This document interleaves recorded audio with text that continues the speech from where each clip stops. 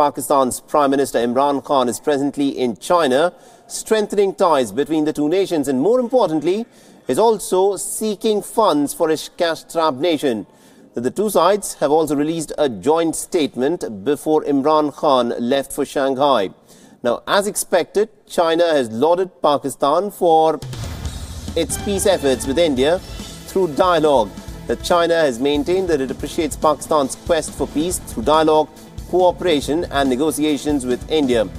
China, for its part, has made no mention of Pakistan's inaction on terror groups flourishing on their soil.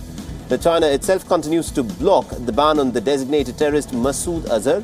Beijing has also defended its stand and has said that countries must avoid politicization of the UN sanctions regime. All right, now for more on this, we are joined in by my colleague Siddhant Sibal, who is joining us more on this story. Good afternoon to you, Siddhant. Now, what is the sum and substance of this meeting between Imran Khan and the Chinese counterparts that has taken place?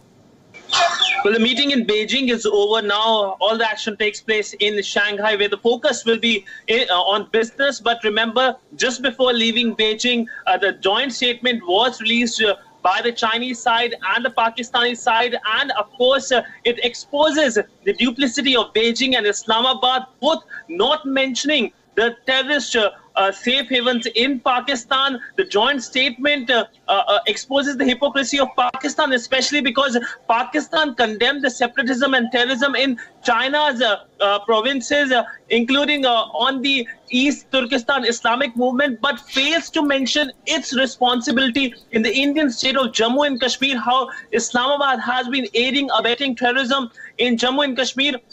And also in South Asia, both China and Pakistan echoed similar sentiments, and Islamabad even parroted China's stance on South Asia.